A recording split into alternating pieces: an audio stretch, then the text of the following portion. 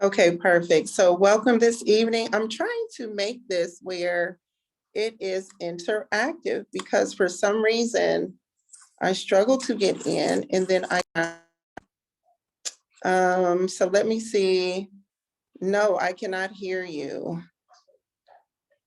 Give me a second, everybody, because I had to go in through another device.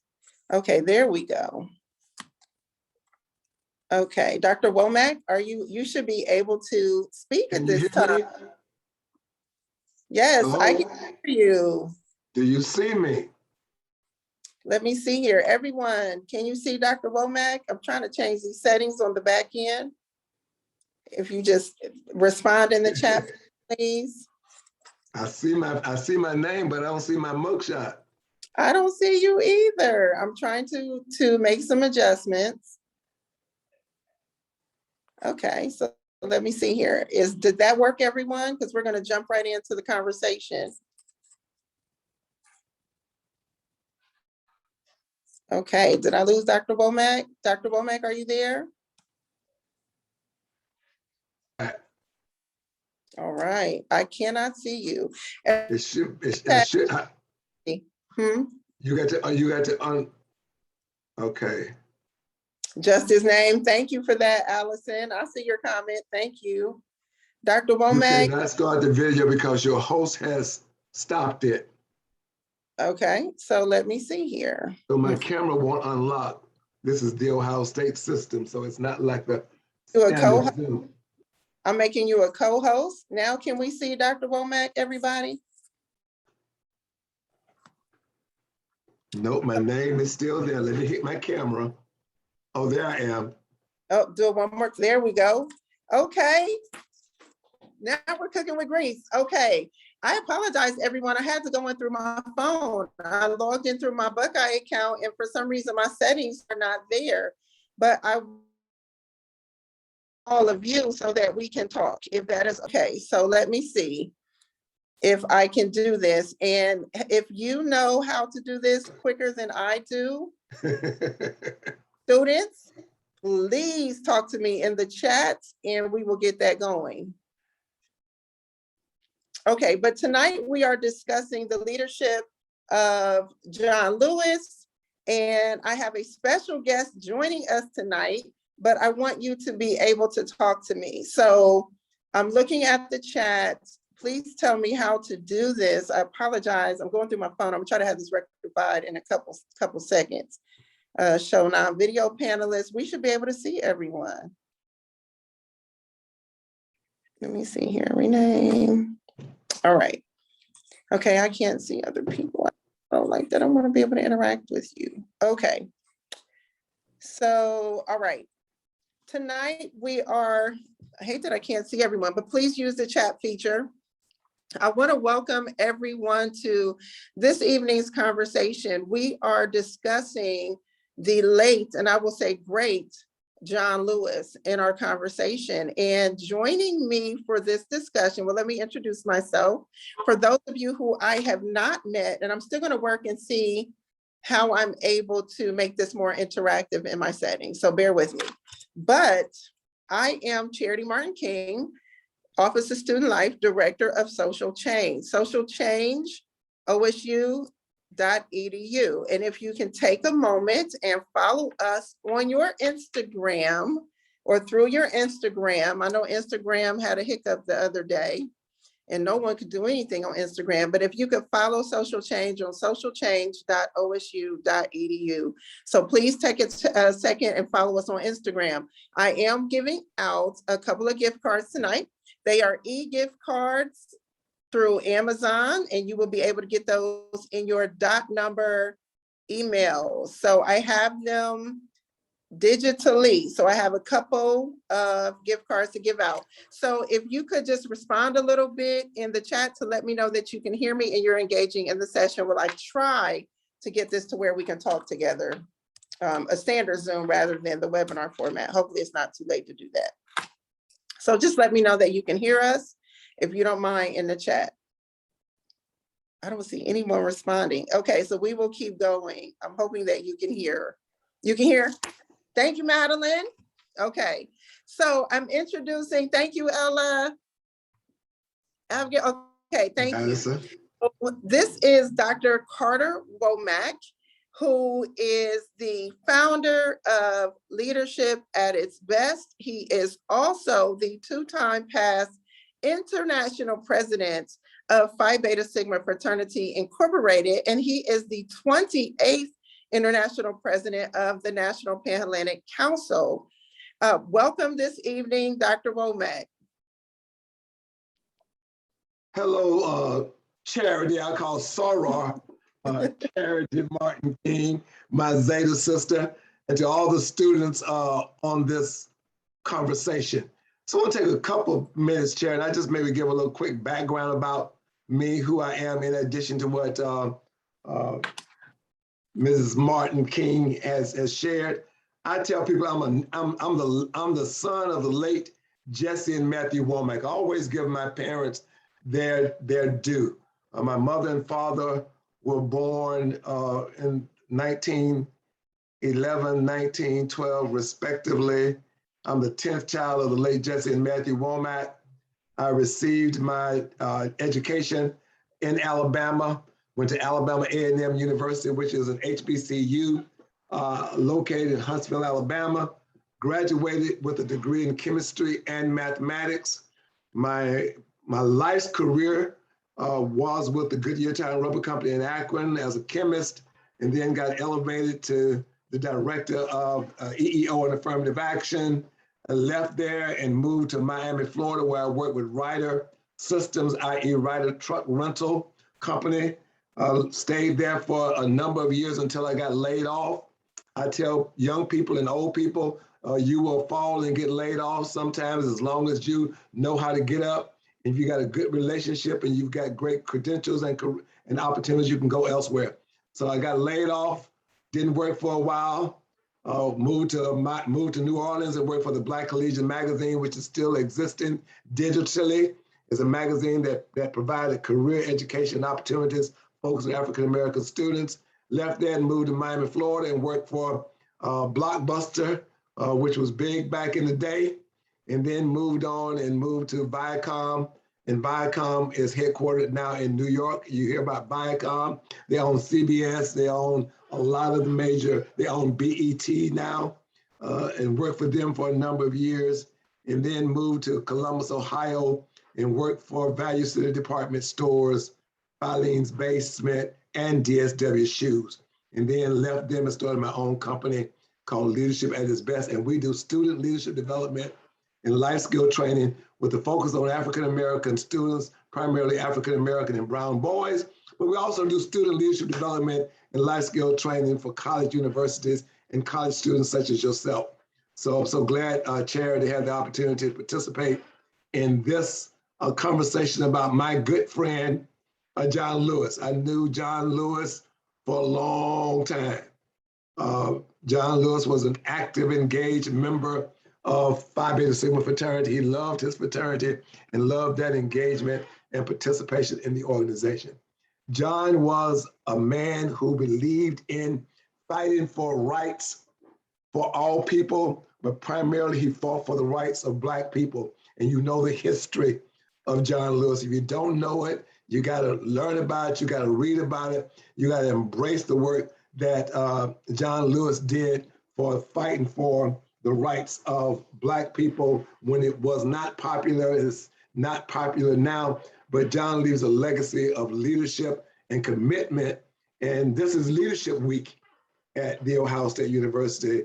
And the work that Charity is doing through her program to engage you in understanding leadership and understanding the importance of a legacy of the life of John Roberts Lewis. And his great quote was, "Don't be afraid to get in good trouble. All trouble is not good trouble." And we know some people and friends in our lives and our families that have got into not so good trouble. So I'm glad, Charity, to be a part of this conversation. And I hope you can figure out how to get all the faces on the screen. Yeah. Anna's on, and thank you, Anna, for being on. She's going to try to see what we can do on the back end. This is going to be a little bit different tonight. And I want you to be able to think about John Lewis in the perspective of a person who knows him. And this is a rare opportunity for us to talk with Dr. Womack, because he knows Representative John Lewis from the perspective of a fraternity brother. They have had informal conversations, have worked together, and he knows him in that regard. So can you tell us, Dr. Womack, the first time you met him and the impression that he made? Lord. If you can think about the first time you met John Lewis, because what we're going to try to do is, as we work on this back end, everybody who's joining us tonight, I want you to think about your definition of good trouble while we wait. Dr. Womack, I want you to think about your first time you met John Lewis. Oh my God, Cherry, that was 100 years ago. Not 100 years ago, but that was a while ago. I think the first time I met Brother Lewis was at a national conclave where he came to speak to us. Really, it was in the late 1970s that Brother Lewis was invited to speak at the fraternity convention. He was not the John Lewis. He was doing some work back then with one of the presidents on one of the local programs and committees, but he was still very active and involved in civil rights, in social justice, and in doing what was right for people. So my first impression of John Lewis was he was easygoing, loved to talk, very engaged. And John Lewis and I were more than just fraternity brothers. We really became good friends and confidants, and we talked about a lot of things. I would tell people I was among the few people, as John became the congressman, the John Lewis that he gave his cell phone numbers to. So he would call to check on me, I would call to check on him. But in all of Brother Lewis's engagement, he was a person that believed in giving and being honest and open and sharing his knowledge, his resources, his contacts, and not shy at all to tell you what he believed in. He did not back down in being a true, engaged person in the community. So I tell people I miss John Lewis. I have three little pictures of John Lewis in my bedroom on a desk that I have family pictures. So John Lewis was really like a family friend. I don't know if you remember this. Dr. Womack. Thank you, Anna, for working this out, because I just want to see everybody interact with you. So I don't know if you remember this, Dr. Womack, when you and I went to the A. Phillip Randolph Institute several years ago. Was it in New Mexico? Yes. In New Mexico, yes. Yes. Yes. Yes. When Brother Lewis was a speaker. Yes. Yes. And you extended, how many years ago was that, do you think? It's probably since I was here, probably was 10, 12 years ago. Yeah. When I had the opportunity to present at the A. Phillip Randolph Institute's national conference, and the conversation was around youth engagement, similar to what we're having with youth students about youth engagement. And I asked Charity to join me from the standpoint of her engagement for the female conversation, as I led the male conversations. Then we came together and really talked about it. And John Lewis was one of the speakers, and John was John Lewis, engaging, participatory, and John loved working with young people. For those of you, if you have had the opportunity with John Lewis, you would have wanted to sit at the feet of John Lewis, and John Lewis would have poured into you all that he had to be able to pour into you. Yeah. And Anna, I'm going to take a break really quick. We're trying to get everybody into the room so that you can talk and we can interact. Anna? So to do that, I am sending all of y'all right now invites to join as panelists. Because this is a webinar style, that's the only way that we can do that.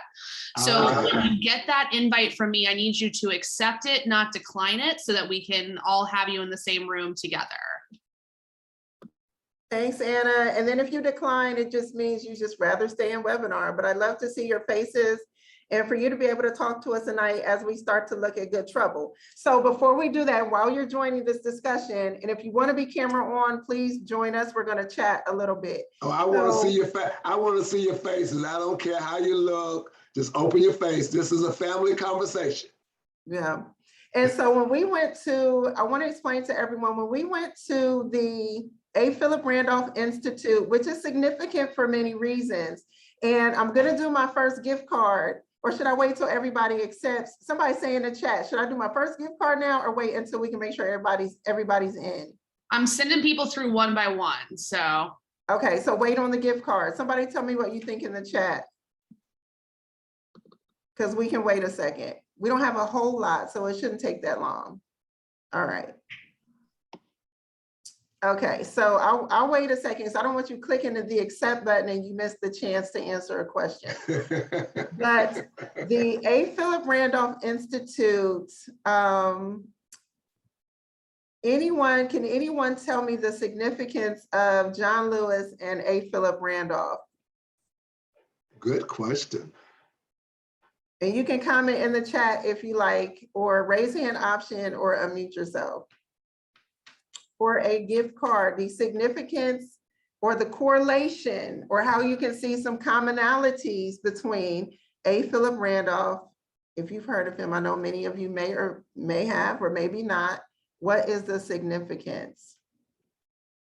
Okay. Thank you, Anna. So in the chat, or if you don't want to unmute yourself, in the chat, anybody can tell me the correlation between the two individuals? I know somebody knows. Get your Google on. Morgan, I know you know Morgan. Aaron, Allison, Ali, Abigail, Nicole, Lauren, Madison, Ella. No one yet? Okay, who was Phillip Randolph in the chat? I hear the Googles being clicked. What? Okay, thank you, Nicole. Come on, Nicole. A civil rights leader. What were some of the things that Phillip Randolph advocated for?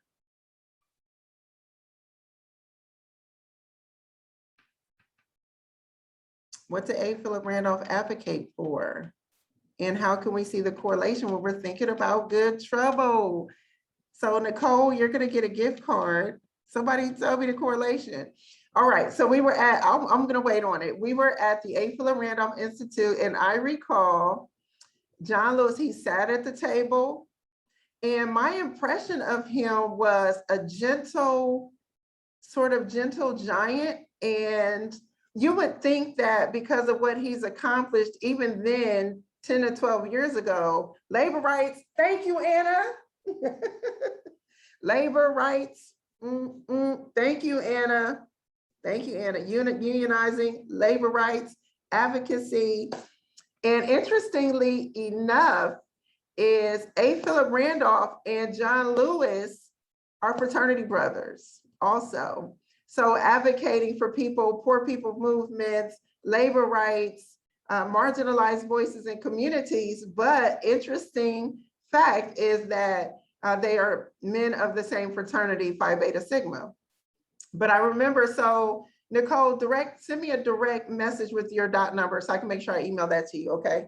So just send me a direct message on the Zoom with your dot number so I can send you your Amazon card. Go ahead, Dr. Womack. In addition to that, Charity, I'll call you Charity, and you call me Carter. In addition to that, Phillip Randolph and John Lewis was a part of the organizing committee for the March on Washington. So if you go back and look at pictures from the March on Washington, you will see a tall, slim, good-looking Black man in the pictures And he was, because he was taller than most of the other men. John Lewis, as Charity said, was a gentle giant, but John Lewis was really about 5'9", 5'11", yeah, maybe 5'8". He wasn't really a tall. He was a giant in his own way, but not in stature. But you will see A. Phillip Randolph in those pictures, and A. Phillip Randolph really was that labor union person that dealt with all the labor union activities on the trains and everything back in the day. And they were really good men on the front lines of the civil rights movement. I'm going to ask everyone this question when we're talking about some of this content is, people keep saying, especially since his passing, good trouble, good trouble, good trouble, good trouble. I keep hearing it, it's on t-shirts, everything, good trouble, this is good trouble, good trouble, good trouble. How do you, if you want to do the raise hand option and talk, it's up to you. How do you define good trouble? Or give me some things that you're passionate about that you would get into a little good trouble for. If you want to do raise hand option or comment in the chat. How do you define good trouble? And what are some things you're passionate about? Everybody's so quiet. If you drop some of that in the chat. Yeah. Like what you said, Allison, it's like the Dr. Martin Luther King quote where he says that if you don't stand up for the oppressed, then you're part of the problem. Absolutely. Which could be, if we have a list of quotes, good trouble quotes, that would be one of our good trouble quotes. You're part of the problem. Civil disobedience as an example of good trouble. Yeah. Trouble that needs to happen. Yes. Thank y'all for interacting. That needs to happen. So when John Lewis was advocating, marching, legislation, him as the brother, the husband, the person, in his life's work, I recall the speech that they had because he passed with a bout of, was it cancer, right, Dr. Womack? Yes, cancer. And I remember one of his later speeches, and he's in the middle of protesters and he's there. And one of his wishes was that people would engage in the voting process and the idea or the emphasis on that voting is one of the ways that people can show resistance, voting engagement as a way to push the envelope and to make sure that being engaged in the political process is important.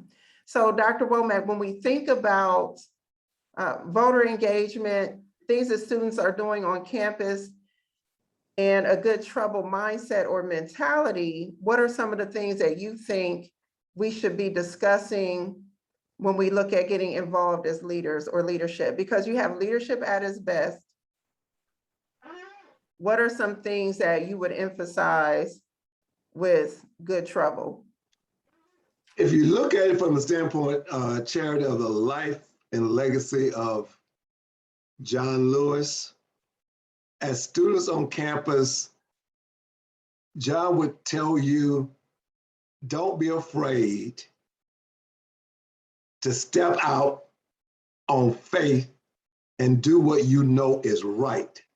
So I would encourage students, and I'm gonna use this term that someone else told me to use, and I told them I'm gonna steal it, and then not to call you students, but to call you learners, that you are in a learning mode and not a student. So for the learners at the Ohio State University, John would tell you to get involved, get active, and fight for causes that are right and just. The cause has to be right and just and impact the lives of not just a few, but of the masses. At the same time, he would also tell you, don't forget the few for the masses, because they're going to be the masses that are going to need assistance, but there's also going to be that few that might be on the outer fringes of what's going on that's going to need some engagement as well. So John would say you define those causes that are right and just, and then put your energy in it, and then to bring others along with you that are like-minded in making change. Because as we see what's going on today in the world and in the country, all of these changes are going to rest on you learners, not on me, because I am in the waning years of, as John said in his last letter that he wrote. And if you didn't hear John's last letter that he wrote and talked about what he wished for young people, that was read by Morgan Freeman, I would encourage you to please go and Google, excuse me, John Lewis's last letter that he wrote before he died and then was read by Morgan Freeman. It really talks to you and your generation and what you as learners and leaders need to be looking at doing and getting in good trouble. I want to take you back to, because sometimes we forget about people being people. I want to take you back to when I saw you in DC. You remember when we were in DC about 4 years ago? Oh my God. She's trying to test my old memory now. So we were at the museum.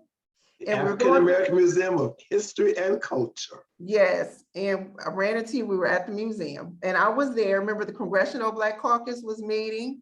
Yes. The MPAC presidents were meeting. Yes. And that was a special occasion for John Lewis. And do you recall? Oh gosh.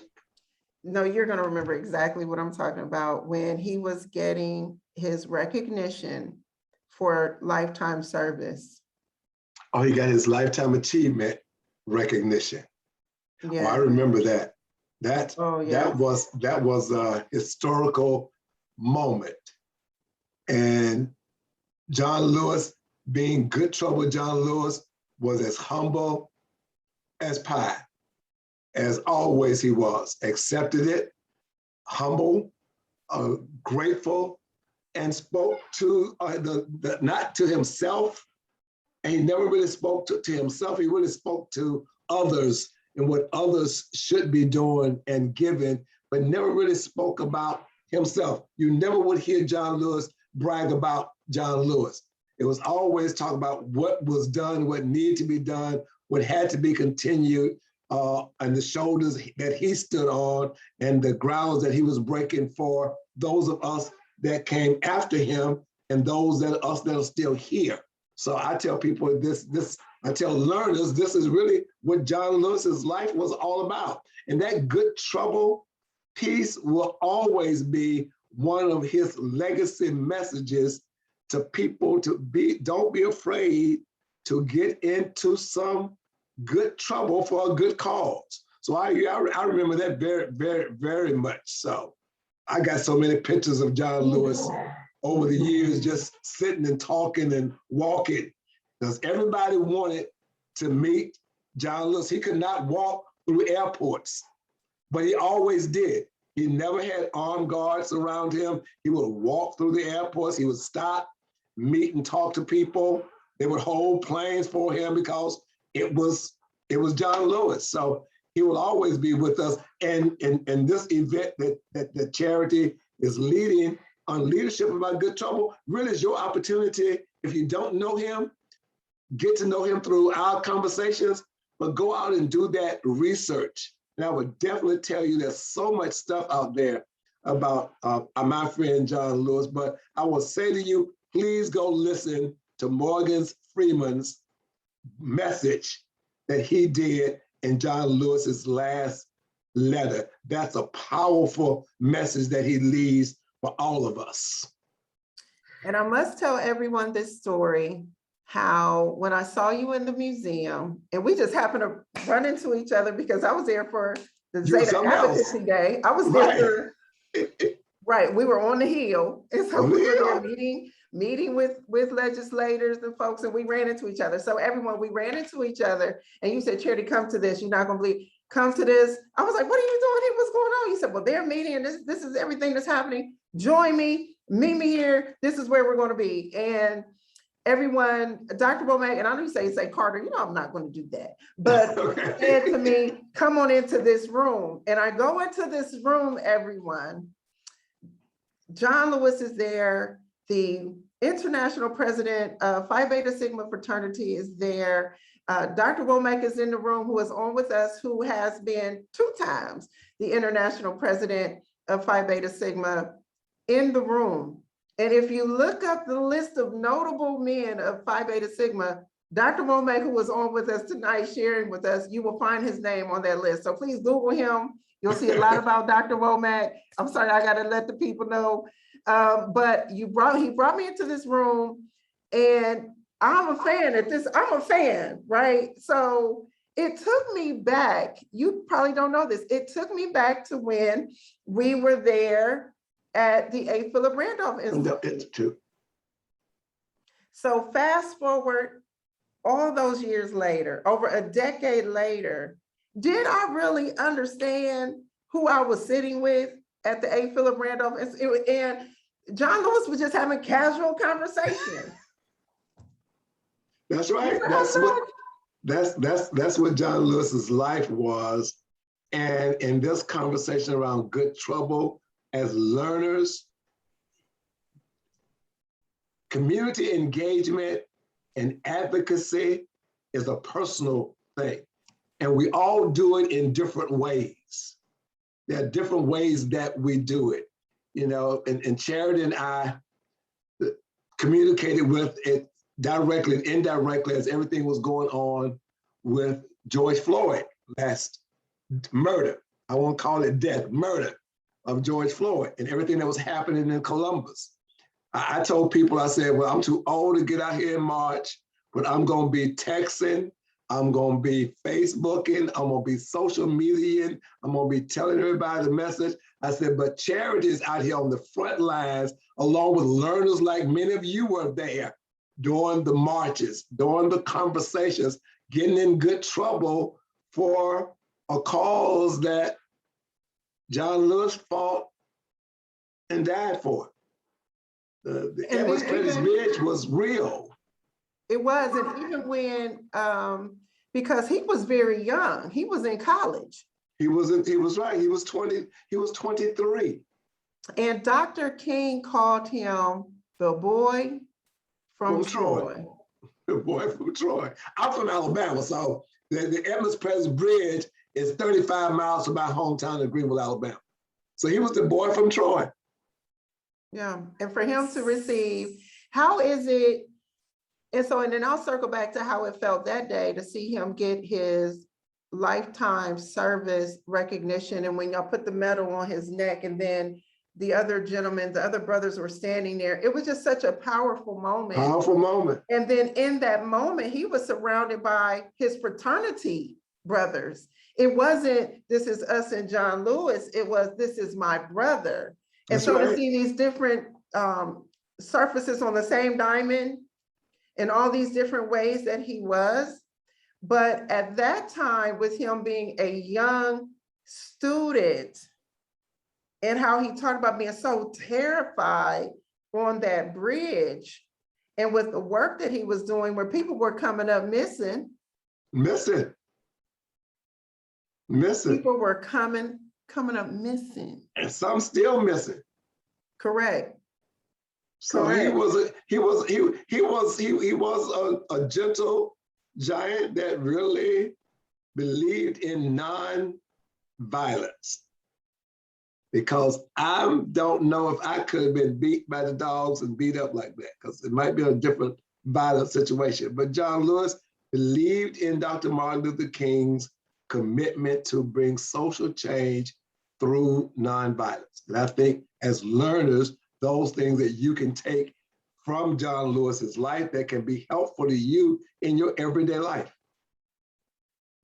Think before you speak.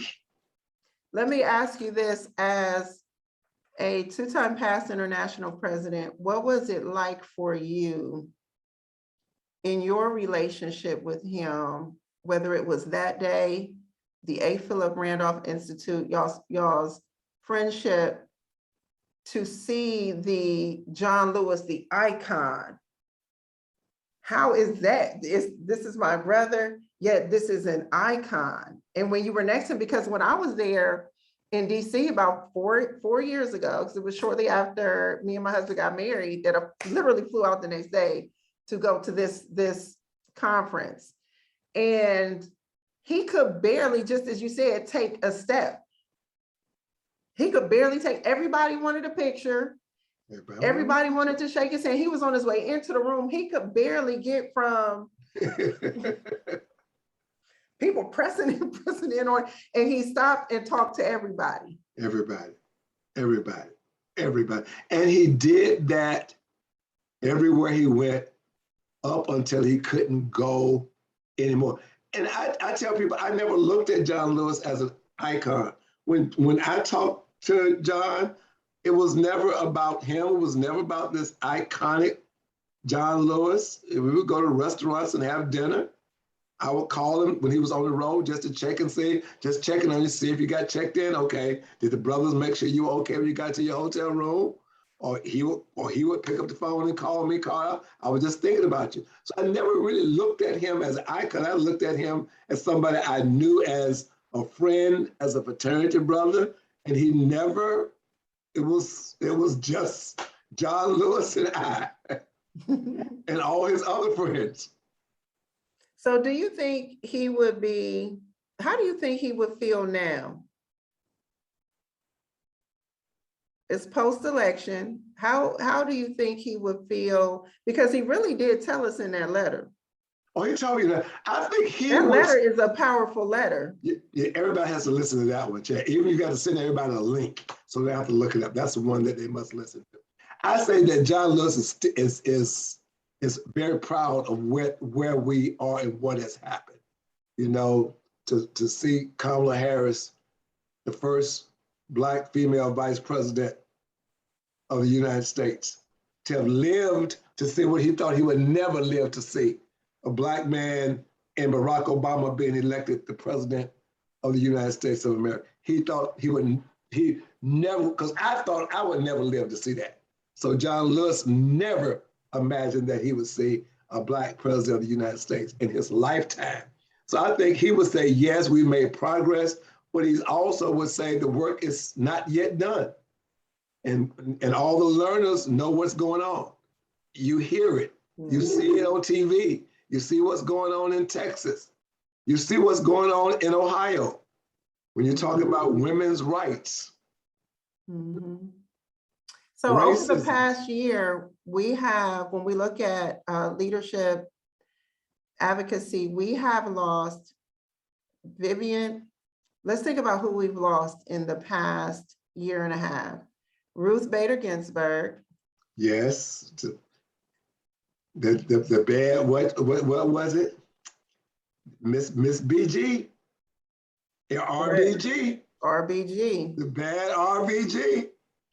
So, and then we lost Vivian, we lost Cummings. We lost Cummings within the past couple years. That's right. And then Reverend Lowry, C.T. Vivian, Hank Aaron's, even though while he was an athlete, he was a major advocate and giving money on the backside. Cicely Tyson paid for a whole lot of civil rights movement and activities. Aretha Franklin funded a lot of what was going on in the civil rights movement with her cash money because she didn't believe in banks. So she carried her cash in her purse, okay? So but they funded many of the civil rights movements that were going on. So those voices have to be filled with this group of learners that are going to be actively engaged in civil rights, community engagement, and activism. And activism, you have to decide what is it your activism is going to be about. Love it, live it, and change it. And there's so many things out here that all of you can find something or one thing that you own, engage, and give your best to, and then bring some fellow learners along with you, as well as younger people. The good thing what John did, he brought others along with him.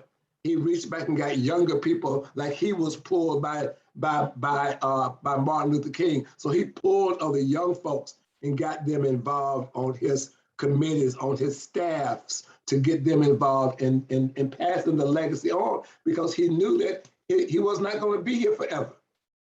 So learners that are in the shadows here tonight, you got some great opportunities.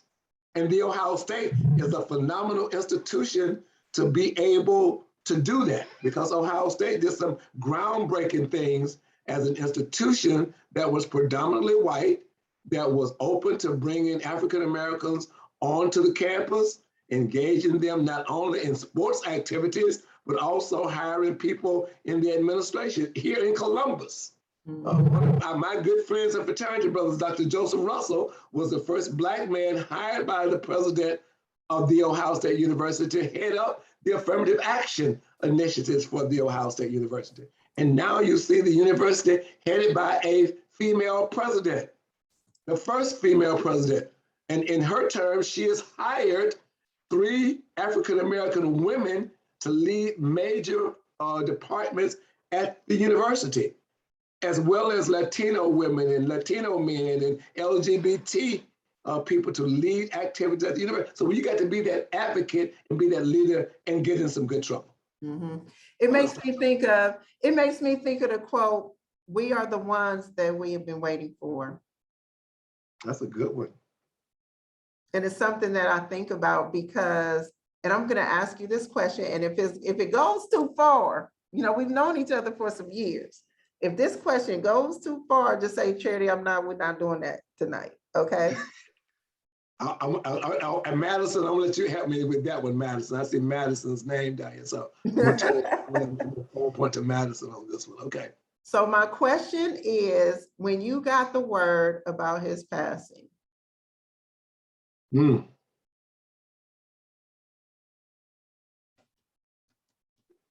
how was that for you?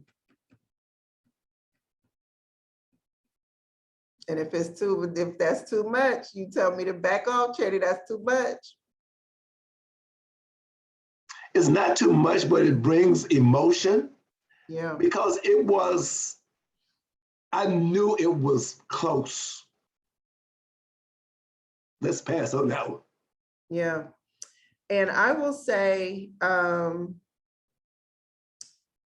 that was one where, because we were still in a very grassroots effort at the time. Oh yeah. Oh, John. I'll put it like that. Yes, it was fight on the ground. George Floyd. It was fight on the ground. Yeah. And he made his way to DC for Black Lives Plaza for his last photo op. His last look down over from the building. That was his last public appearance when he went to DC to see Black Lives Matter Plaza. And then he went home, and it was there. And our national president, Brother Michael Crystal, got to go visit him in his last hours. It is good trouble. Good trouble. Because I just remember sobbing. And it was good trouble. It just so remarkable. Even then, the life of the choice that you, and I like what you're saying, learners, the choice that we make as hopefully lifelong learners to daily, to make the choice to do things when they're uncomfortable and to push ourselves even beyond sometimes physical limits, to be a part of something that we believe in, whether it is a policy issue, but they're really human rights issues. I often say, sometimes we say civil rights a lot. I say it's a human thing. We bring our humanity to the table when we do this. And I really want this to be and I know you're on, I really want this to be a series of conversations with people who knew him, because that ideology and lifestyle of this is what I believe and these are the choices that I'm making is so crucial. I'm going to ask you about your reaction to when we think about good trouble. And everyone, if you have a question, please drop it in the chat. Please drop it in the chat if you have any questions. We won't go all the way to 8:30. We'll probably stop in about 5 to 7 minutes or so. I want to give you a chance to ask any questions, give us any reflections if you have any. And this is a rare chance for us to see another side of this. Dr. Womack, when Congresswoman Joyce Beatty got detained, advocating for voters' rights, and she often talks about good trouble. And I remember her standing there side by side with John Lewis. That was her. She speaks highly of him as she always does. Because my hope is to get her on for one of these. Oh, that would be great. When we do it again. Oh my goodness. Especially with her being chair of the Congressional Black Caucus. Right. And you remember when Maxine Waters came through here, different people have come through here in Columbus. When we reflect on, because time is intersecting to me, because history can be very cyclical. That's right. And learning from it, and the humbleness, because I'm truly humbled by people lending their lives to improve the lives of others. So what are some of your reflections on when we position these two individuals that we've had conversations with them, and they're bringing their humanity and their vulnerability to the table? Because sometimes as learners, as you're saying, it's just not easy, no matter what age you are, but it can be intimidating. So what were your thoughts when you saw that? And how would you encourage a learner, a person, to push through the discomfort of what am I supposed to do, or this is just uncomfortable, or it's just uncomfortable work? Well, to the learners on this panel, because you're all now on the panel, it really is deciding your level of commitment.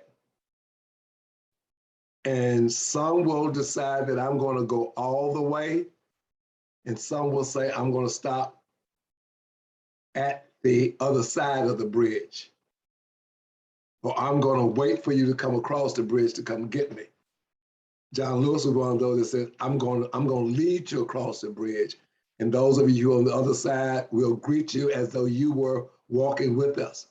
And the same thing when I saw Congresswoman Beatty in DC, when she got handcuffed and struggled in DC, I said, Joyce Beatty is going all the way. I believe that this is wrong, and I'm going to stand for the right as an example for others to say that if Joyce has the courage to stand, maybe I can give somebody else the courage to stand. So I always looked at, that's what John Lewis was saying. I've got the courage to stand, and I'm going to hopefully give the courage to somebody else to do it. And that's what I saw in Joyce Beatty when I saw them cuff her recently in DC. And she said, I got to do this because it has to be done. And if not me, then who? Mm-hmm. So learners, at some point, you got to decide, what is my level of comfortability to be that activist, to be that spokesperson? And sometimes you got to dig deep inside. You got to look in the mirror and say, is this what I need to do or not do? You know, I do work with my business focusing on African-American, black and brown boys. And people say, Carter, why are you still doing this? You ought to be retired. I said, I will retire when God calls me home. Because I said, if I don't do the work with these boys and have these conversations with these boys and young men, then who? So I take it as a personal commitment. So as learners, I encourage y'all to decide what is that you're going to be comfortable in doing and how far you're going to put yourself out there on the front line for change. Well, and then when we think about leadership and advocacy and good trouble, I like when you said sometimes it's digital activism. Sometimes it is, some of us were getting calls saying, well, what can we do? I said, listen, just pray for me. Sometimes people got to go to that prayer closet, depending on what you believe. I need you to do this, or That's right. It's not for you to be down here because this is just not where you should be. And That's right. one person's, I want to make sure everybody knows, one person's way of exemplifying or showing leadership or good trouble, quote unquote, is not the same for everyone. And right. you can feel that pull, or am I doing enough? Am I doing enough? Am I challenging? It can be something as organic as I'm challenging my peers if they say something that I don't believe in, or I'm challenging my parents, or I'm going to try to do this a little bit differently. I'm going to reach out of my comfort zone. It's not always the sign and the march. It is sometimes, am I giving an opportunity through hiring or creating a seat at the table for someone who would not otherwise have a seat at the table? So this way of social change and leadership is in so many different forms. There's so many different ways that it takes shape, but it will literally mean something different to everyone. No one is going to do things the same, nor should you. That's part of the experience and the push, because there are things that we can do. Because even after, if it's a person who is protesting or advocating, even after that, okay, what's next? Some people are choosing to do it through letters. They're doing letter writing campaigns or petitions or art projects with children or kids, or volunteering in their community. There are so many ways to do this, and it all just looks differently depending on who it is. And trust that through all that was going on, through all the years, somebody made the signs. Some ladies at home were baking the pies. Somebody was making the phone calls. Somebody was in a closet praying that they made it across the way. And the rule of thumb is this phrase that says, either you stand for something or you will fall for anything. So as learners, decide what are you going to be able to stand for? And there are so many ways that you can get involved in making change. Writing letters, making phone calls, doing group text messages, getting water to give to people if they are marching and having the water on the sideline. But get your hands dirty in some kind of way for good trouble. Because you can always wash the dirt off, the sweat off, but you look at how do you get in good trouble that makes you feel comfortable as an advocate. Because we're in the midst of a lot of crazy stuff going on in the world and in our country and right here in our city. And you don't want to be sitting back and say, guess what? I wasn't involved.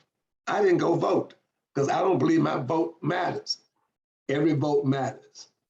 Yeah, and I often tell learners that no matter who you vote for, engagement in the political process is always good. You're not always going to agree with everyone. You might vote for this person for this issue, this person for another issue. And I always say, it really, your vote is your vote. It's just be engaged in the process, participating in the process.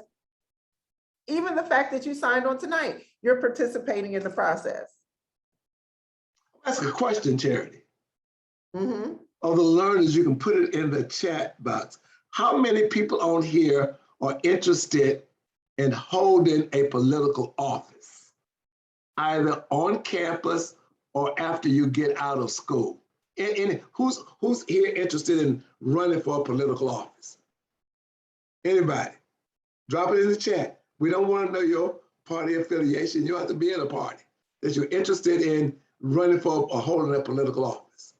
I'm not, because I don't think I could handle it. I feel you. Allison, that's all right. We'll take you through training. You'll be good at it. I feel you, Allison. Anybody thinking about running? Any other comments about this? Or a leadership role, or running for a president of an organization, or being in a leadership role, period. Like you're thinking about ascending to a position of leadership, not only political, even though I feel like almost everything we do is about the political, but okay, we have a really laid back group tonight. See, I used to be a city councilman in Akron. I served on the city council of Akron for 5 years on city council in Akron. If I'd have stayed there, I probably would have run for mayor. I worked on the Jesse Jackson campaign for president with State Senator Ray Miller and some of the old heads here in Columbus back in the day. So politics is work. Yeah, So, I see your comment, Lauren. What did Lauren say? Sorority. She's interested in doing positions, running for positions in her sorority. Okay, that's good. Let's go all. She's a Delta? No, she didn't specify. Okay. But that's right. Run for an organization in sorority. Powerful impact of sororities and fraternities. People don't think about it, but there's power in those Greek little organizations during school and after school in the alumni levels. So I have, as we wrap up, if there are not any questions, or if you have a question that you want to throw out, because we'll wrap a little bit early, I feel like we need to do a question about some content. Okay, this is for the second gift card. And my previous winner, I took a picture. I have your dot number. I will email you your gift card, your Amazon card. This is my question. Where did Dr. Womack and I run into each other? Where was I at the time in DC? I told in the story where I was, but where was I in DC, Madison? It was a specific place that I was at where we ran into each other. The museum, yes, the African, thank you, Allison. Direct message me your dot number. Direct message me the dot number. And if you have not gone to the African American Museum of History and Culture, you can do a virtual tour. It is a phenomenal 8-story facility. And when you get a chance to go post-COVID or whatever the new will be, you really want to take an opportunity. It's a free, doesn't cost you anything to go. It is a phenomenal historical museum that will just shake you to the core. And you're going to need 2 days to go because you can't see it all in one day. Mm-hmm. Allison, I put in a chat, send me your dot number so that I can email you your gift card. Just send it direct to me, please, through the Zoom. Okay. Well, thank you, got it. If there aren't any other questions, Dr. Womack, I want to get, if you don't mind giving us some closing thoughts. My closing thoughts, first and foremost, Chair, is really to thank you and the team at The Ohio State University for offering this conversation up with the learners. My closing thoughts would be for each of you as learners to always develop for yourself a master plan. Your life is not like running water. You got to look at your life as running water, and you got to build dams around how that water in your life is going to flow. And that's really with a plan. What is it that you want to do? How do you plan to get there? Yeah. And who you're going to need along the way to help you get there. I tell young people and old people that I train in our programs is simple things like doing what I call a daily things to do list. Before you go to bed every night, sit down and write down what is it that I will need to get done tomorrow. And you do it the night before so that you're prepared for tomorrow. Don't let tomorrow just happen, because you know there are things that you need to do tomorrow. So I advocate everybody, before you go to bed, get your piece of paper. Oh, forgot your newspaper. Take out your digital device, okay, and do your things to do list. And you can do it by category: personal, school, family. But have a list and a plan for your life each day, and then you're going to be better prepared to deal with things that are going to come up that are not a part of your plan. But have a plan. If you have a plan, work a plan, evaluate the plan, and engage people that you need that will help you to achieve your goals and objectives as learners. Get involved, get engaged, get in good trouble. Thank you, Dr. Womack, and thank you everybody for joining us. Thank you, Anna, for everything on the back end. So thank you all the learners, everyone who joined us tonight. Stay safe, Buckeyes. Get in good trouble. Find your space wherever your space is, and continue to create space for yourself and others in a positive way. So thank you everybody for joining us for the discussion. Please have a great rest of the week.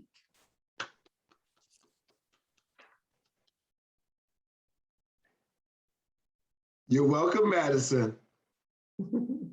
Thank you, everybody. All right, thank you, Charity. We'll talk later. All right, bye, everyone.